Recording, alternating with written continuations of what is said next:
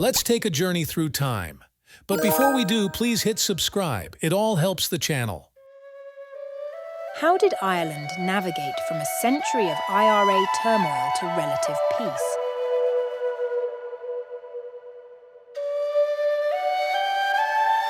As the 20th century dawned over Ireland, a nation's quest for identity and sovereignty began to stir against centuries of British rule.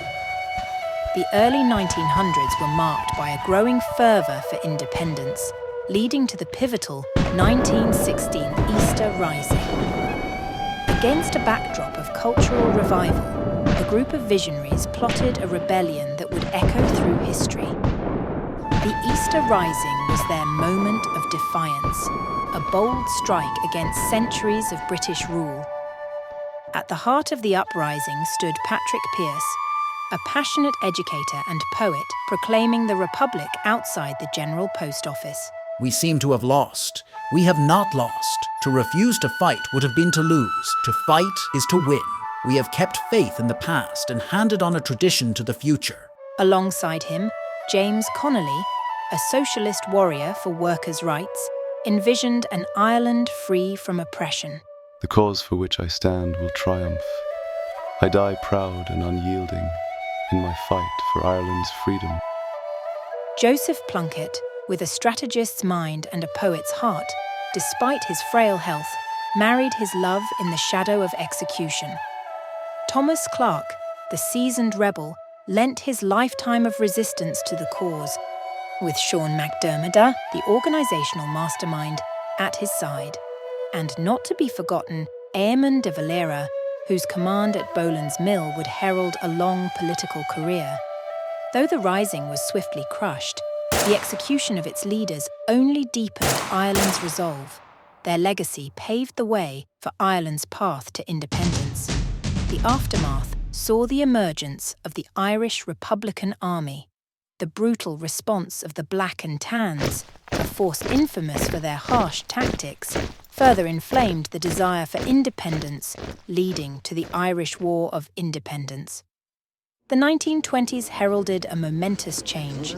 The Anglo-Irish Treaty of 1921 partitioned Ireland, creating the Irish Free State and leaving Northern Ireland under British rule. This compromise sparked the Irish Civil War, a bitter conflict between pro-treaty forces who sought a pragmatic path to partial independence and anti-treaty factions who felt betrayed by the division of their homeland. Michael Collins, known as the Big Fella, was central to Ireland's quest for independence. He famously said, "In my opinion, it gives us freedom, not the ultimate freedom that all nations desire and develop to, but the freedom to achieve it." The war's end in 1923 left deep scars, embedding a legacy of division that would echo through the century.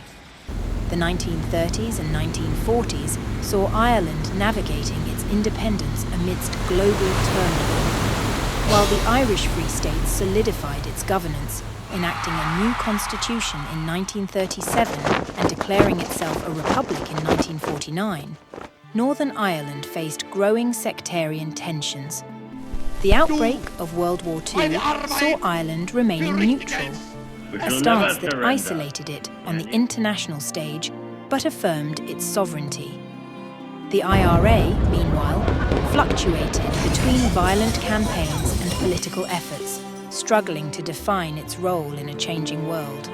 The 1950s were a period of relative quiet on the surface, but beneath lay the simmering issues of partition and identity that would later erupt. Northern Ireland's Catholic minority continued to face discrimination and disenfranchisement, setting the stage for the civil rights movement and the resurgence of conflict in the decades to follow. As the IRA evolved, so did its strategies and support networks. The movie, The Devil's Own, illustrates how sympathizers from the United States helped fund IRA operations, providing crucial money and arms. The hunger strikes of the early 1980s, particularly that of Bobby Sands, brought global attention to the IRA's cause, symbolizing the depth of the crisis.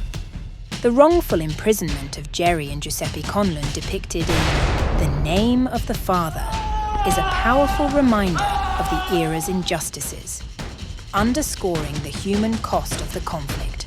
The Miami Show Band massacre reveals the devastating impact of terrorism on both sides, a chilling example of the Troubles' violence.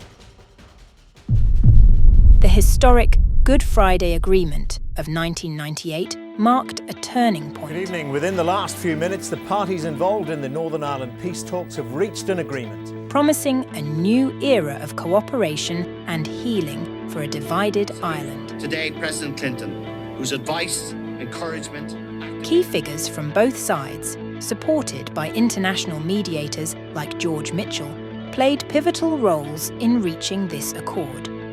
The people of Northern Ireland endorsed it in a referendum, signalling a collective desire to move beyond decades of conflict.